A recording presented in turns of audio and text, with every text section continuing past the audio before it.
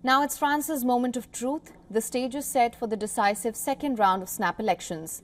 The runoff will determine the makeup of the French National Assembly. 501 out of 577 seats are up for grabs in the runoff. 289 will be needed for an absolute majority. Ahead of voting in mainland France, voters in France's overseas territories and those living abroad cast their ballots. First French region to vote was Saint-Pierre, a small French archipelago off the coast of Canada. They were followed by residents of French Caribbean territories, including Guadeloupe and Martinique, as well as French Guyana in South America, and French citizens living in the United States. Polling stations in Pacific territory of New Caledonia open next. People in mainland France will start voting at 8 a.m. local time. Polls will close by 6 p.m. when projections of seat numbers are to be published. As voters prepare to cast their ballots, the stakes are high for the future of France's political landscape. French voters appear to oscillate between hope and worry. While several welcome the change promised by the far-right national rally, others remain faithful to Macron and his track record. I saw the map of voting in France and it scared me a little bit because the majority are with the RN. So obviously I don't feel very well. I think there are many of us who have this feeling, many of us who are afraid for France, for the future. It is not an anti-Semitic party, far from it. On the contrary, there have been representatives of the Jewish community who asked that we vote for the National Rally, whereas 30 years ago, we would never have said that about the National Rally, which used to be called as the National Front.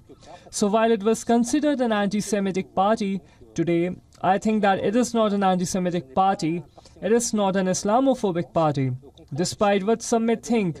So I think, why not? It's a party that has never been in power. We still have hope. Opinion polls indicate far-right National Rally and its allies are expected to secure between 205 and 230 seats in the runoff. However, it will fall short of an absolute majority. New Popular Front is likely to win 145 to 175 seats, while Macron's centrist bloc will probably end up with 130 to 162. More than 200 candidates have withdrawn their candidacies to block National Rally from coming to power. However, much uncertainty remains if voters will go along with these efforts to block Marine Le Pen's far-right party. If the vote is in line with the latest surveys, the election will deliver a hung parliament. Let's take a look at possible options if the outcome is in fact that. The mainstream parties can pull together a coalition. Otherwise, they can opt for ad hoc alliances to vote through individual pieces of legislation in the new parliament. It is possible that none of the three groups will be big enough to govern alone. In such a case, it can reach a coalition deal or provide assurance that it can run a viable minority government. This will lead to France risking political paralysis. As a result, with little or no legislation adopted, a caretaker government will run the basic daily affairs.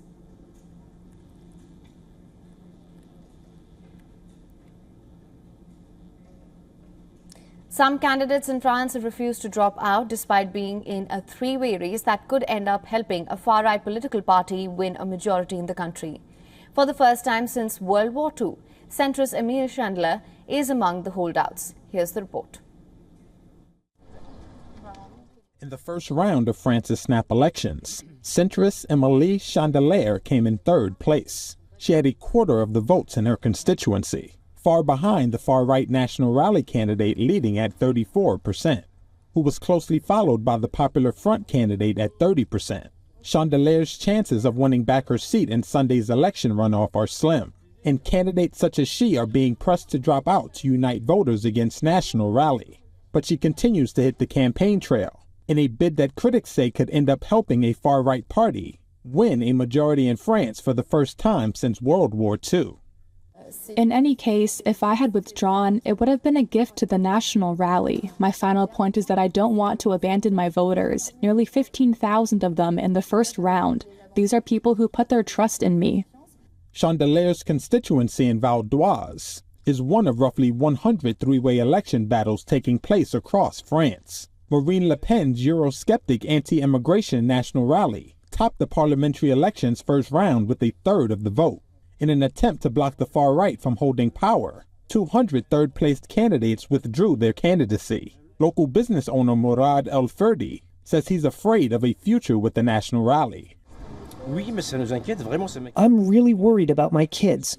What do you want me to say to my children, whom I encourage to go to school and to keep on going?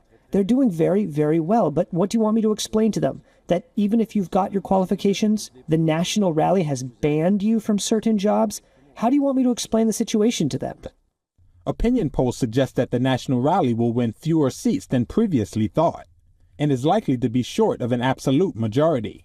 An Ipsos poll forecasted the National Rally would get up to 205 seats, but for a ruling majority, 289 seats are needed in the National Assembly. For latest news, download the WION app and subscribe to our YouTube channel.